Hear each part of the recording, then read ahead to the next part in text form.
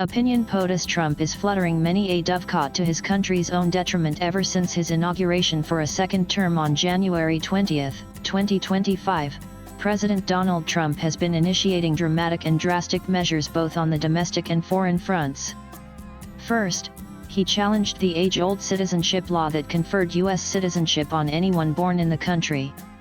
His amendment said that principle of law, despite its hoary antiquity across the globe, would apply only to the children born to the U.S. citizens. That stopped what is known as birth tourism, much to the chagrin of the Democrats and resentment of Hispanics from Cuba and Mexico. And with the U.S. Supreme Court upholding this seminal amendment a few days ago, this has been his sole victory thus far in governance marked by cantankerousness. In a way, that was the first concrete measure towards ushering in America is for the Americans' fierce and triumphalist assertion. His much vaunted attempt to downsize the U.S. bureaucracy and federal spends under the newly created Department of Government Efficiency DOGE initiative by a massive $2 billion came almost unstuck after Elon Musk at its helm threw up his hands, apparently in exasperation, citing expiration of 130 days to actualize its mission, which BTW achieved only one thing: abolition of Department of Education. Musk perhaps realized that he had bitten more than he could chew, and that the nation after all needed a bare-bones bureaucracy like Inland Security, FDA, FBI, Federal Reserve, and so forth. That marked the break in the Trump-Musk bromance. Their fascination with cryptocurrencies, however, has dark portents undermining the greenback, the only legal tender of the USA. Musk, a couple of years ago, wanted to accept Bitcoin in return for Tesla cars. The incipient move to usher in a dual currency regime was repelled by the Federal Reserve and other authorities on the legal and tenable ground that only the US dollar enjoys the legal tender status in the country. But the never-say-die spirit in Musk has revived the idea again, this time round for his new favorite cryptocurrency Dogecoin, which is being accepted for online sales of Tesla cars and for acquiring special privileges in the X social media platform, which, too, is owned by Musk, once again in the process thumbing his nose at the authorities.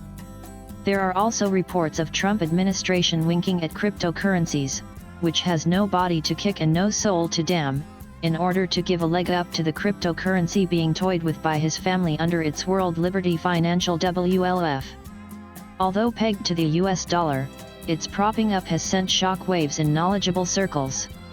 How can the ruling dispensation marginalize the country's own legal tender, which holds sway as much within the country as abroad, is the refrain. Remember, cryptocurrencies have no sovereign guarantees, much less have underlying assets such as commodity currencies like the Australian dollar. Now let us shift focus to his conduct of international relations. He has made X, formerly Tweet, as his favorite medium of communication to leaders of India, Pakistan, Iran, and Israel. He announced ceasefire between India and Pakistan on X and a few weeks down between Israel and Iran, more with view to seeking publicity among his domestic audience. Not satisfied with propping up and provoking Israel to strike Iran, he ordered his air force to drop bunker busters on 4 nuclear facilities in Iran with a view to defanging it, which by the way is a signatory to Nuclear Non-Proliferation Treaty, and went on to rationalize it as being necessary to end the Israel-Iran standoff, just as it sought to end the Second World War by dropping atom bombs in Hiroshima and Nagasaki on 6th and August 9 respectively of 1945. Touché. Did he know the Holocaust vaporized some 2 lakh human bodies, leaving no mortal remains? It was as despicable as Hitler slaughtering some 6 million Jews in gas chambers. That the resultant moves to impeach him was stillborn doesn't make his jingoistic tendencies acceptable. In the course of all these, he ticked off his own intel director Tulsi Gabbard, who contradicted his claim that Iran was making nuclear bombs.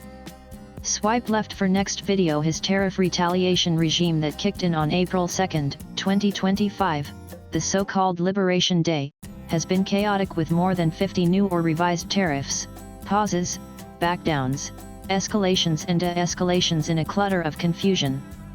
Business owners and workers across the U.S. are reeling from the chaos and confusion unleashed by Trump's trade policy, which bears out the critics who averred that his ham-handedness would hurt the U.S. more. With just 2 trade frameworks inked and dozens to go before the July 9 deadline, that time frame appears increasingly unlikely to be adhered to.